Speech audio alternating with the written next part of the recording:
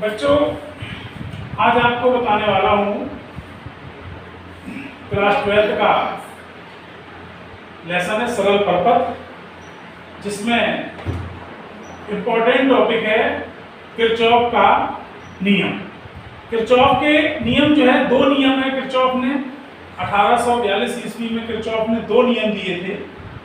इसमें किरचॉफ ने बताया था कि किसी भी जटिल से जटिल विद्युत परपथ में हम उसमें धारा का मान कैसे ज्ञात करें। धारा का मान ज्ञात करने के लिए किरचॉफ ने दो नियम बताए, जिसे किरचॉफ का प्रथम नियम कहा गया, एक को किरचॉफ का दूसरा नियम कहा गया। पहले नियम को हम धारा का नियम भी कहते हैं, संधि का नियम भी कहते हैं। इसी प्रकार दूसरे नियम को वोल्टता का नियम कहते हैं, या पास या लूप का नियम भी कहते हैं। तो सबसे पहले समझते हैं किरचॉफ का प्रथम नियम। किरचॉफ का प्रथम नियम क्या है? किरचॉफ का नियम है, किसी विद्युत परपथ में, लिखकर आपको बताते हैं, किसी विद्युत परिपथ में, किसी विद्युत परपथ में किसी संधि पर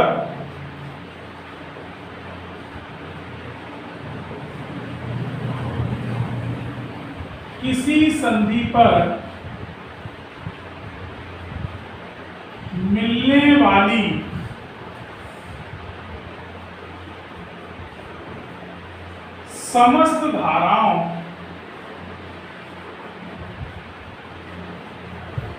समस्त धाराओं का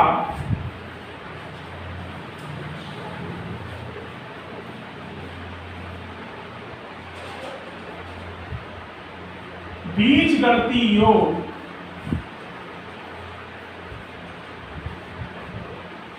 शून्य होता। किसी विद्युत परपथ में किसी संधि पर मिलने वाली समस्त धाराओं का बीजगणितीय योग शून्य होता है। इसे लिखा जाता है सिग्मा आई बराबर शून्य। इसे लिखते हैं सिग्मा आई बराबर शून्य। अब इस विद्युत परपथ में हमें संधि पर धाराओं के लिए चिन्ह परपाटी का नियम ध्यान में रखना होता है। चिन्ह परपाटी का है, जैसे कोई संधि है ओ, इस पर कोई धारा है, इस तरह से आ रही धारा, तो इसे हमने कहा I1। तो संधि की ओर आने वाली धाराओं को धनात्मक और संधि से दूर जाने वाली धाराओं को ऋणात्मक लिया जाता है। तो संधि के ओर आने वाली धारा, संधि की तरफ ओ की तरफ आने वाली धारा I1, संधि की तरफ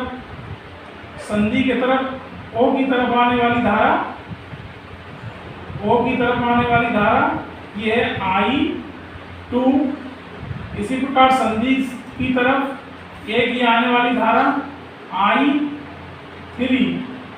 इसी प्रकार से हम कुछ धाराओं को बाहर की दिशा में संधि से बाहर जाने वाली ये धारा I4, एक और संधि से बाहर जाने वाली धारा I5। इस प्रकार ये संधि की ओर आने वाली तीन धाराएं I1, I2, I3 संधि के ऊपर मिल रही। संधि से ओ से दूर जाने वाली धाराएं I4 और I5 ये संधि से दूर जा रही। अब हम इसमें देखते हैं इसको कैसे लिखेंगे। समस्त धाराओं का योग, समस्त धाराओं का योग होगा I1 संधि की तरफ आने वाली प्लस I2 ये संधि की तरफ आने वाली प्लस I3 ये संधि की तरफ। संधि से दूर जाने वाली धाराएं I4, I5 ये ऋणात्मक मिली जाएंगी, I4, I5। इन सब का योग जो है क्या होता है? शून्य होता है। इनका योग शून्य होता है। तो इसे हम इस प्रकार भी लिख सकते हैं I1 plus I2 plus I3 बराबर I4 प्लस I5। इस तरह से इसे लिखा। इसका अर्थ क्या हुआ? I1, I2, I3 ये तीनों धाराएं संधि की तरफ आने वाली धाराएं हैं, तो इसको हम लिखेंगे अतः संधि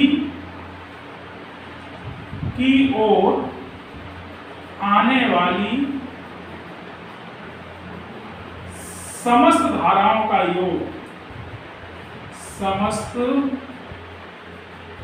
धाराओं का योग ये बराबर होता है संधि से दूर जाने वाली, I4 I5 क्या है, संधि से दूर जाने वाली, संधि से दूर जाने वाली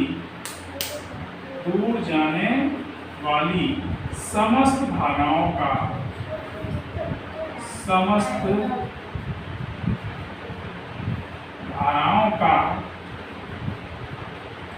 योग। बच्चों पहला नियम समझ में आया? एक बार फिर बताते हैं। किसी किरचॉफ का प्रथम नियम, किसी विद्युत परिपथ में किसी संधि पर मिलने वाली समस्त धाराओं का बीजगणितीय योग शून्य होता है, सिग्मा I बराबर 0।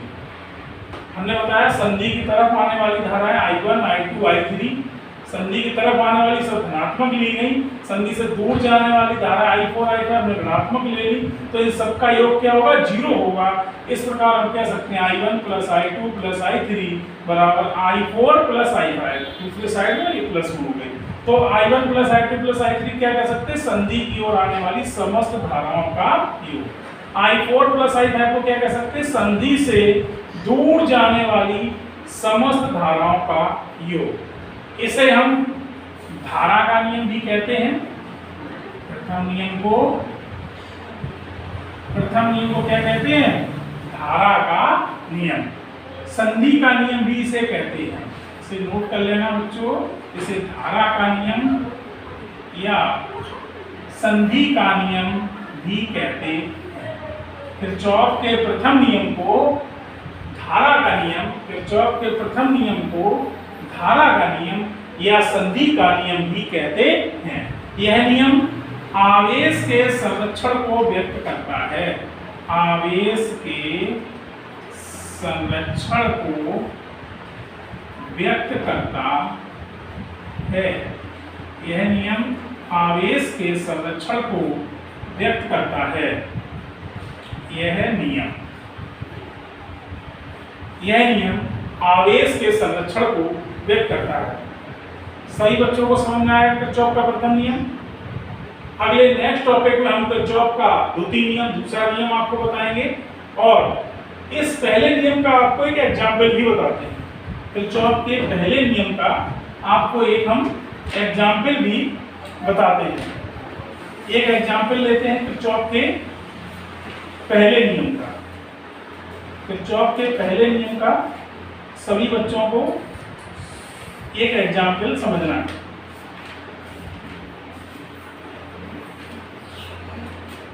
एक हमने एग्जाम्पल लिया, ये समझ में आया सभी को?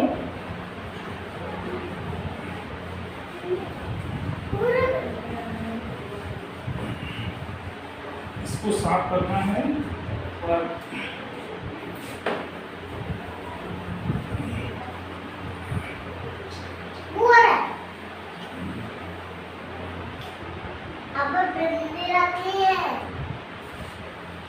किरचॉफ के प्रथम नियम का एक एग्जाम्पल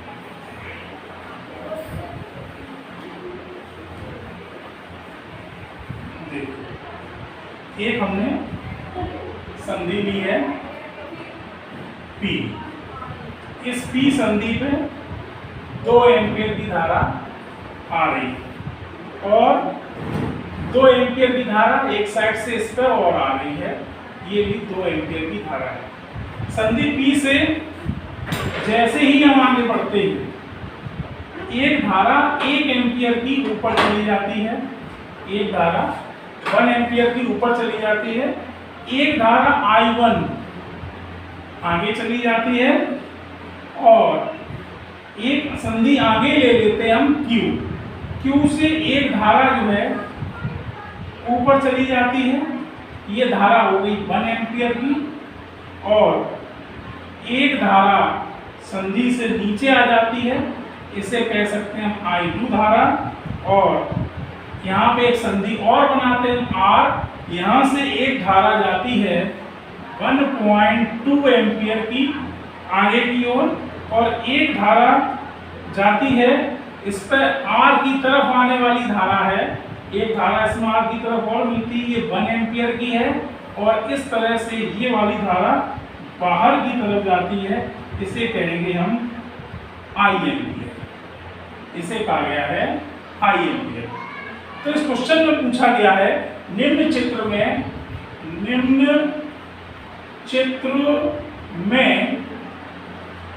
धारा I का मान ज्ञात करना। निम्न चित्र में धारा I का मान हमें ज्ञात करना है। तो देखिए समझते हैं सवाल को। संधि P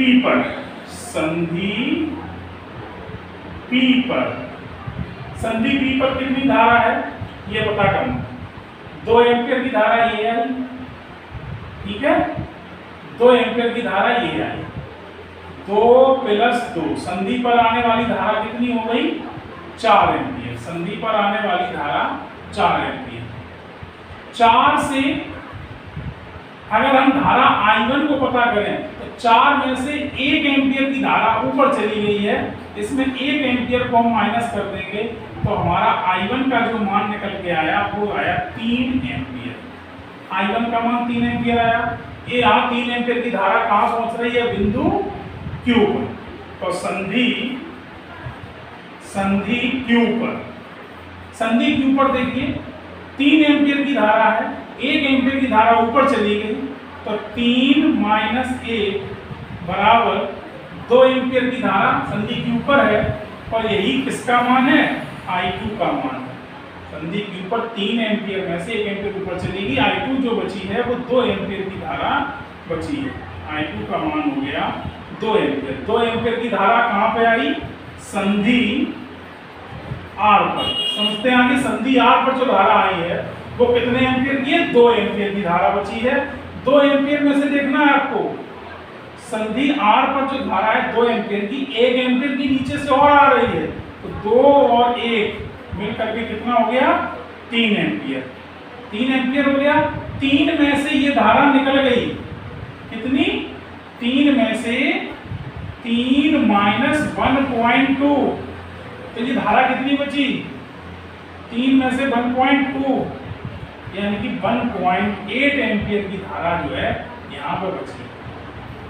ये किसका मान बचा हमारा, ये 1 एम्पियर की धारा इस पर आई थी यानी संधि R पर 2 एम्पियर की धारा इधर से आई थी, 1 एम्पियर की इधर से आई, टोटल हो गई 3 एम्पियर। यहाँ समझने वाली बात है 3 एम्पियर में से 1.2 एम्पियर की धारा चली गई तो ये बची कौन सी धारा I धारा बची है। ये जो धारा बची है वो I बची है तो इसका जो आंसर हो जाएगा I बराबर 1.8 एम्पियर। किरचॉफ का पहला नियम पूरा हुआ। नेक्स्ट टॉपिक में आपको जो है किरचॉफ का दूसरा नियम बताया जाएगा। ठीक है बच्चों, धन्यवाद।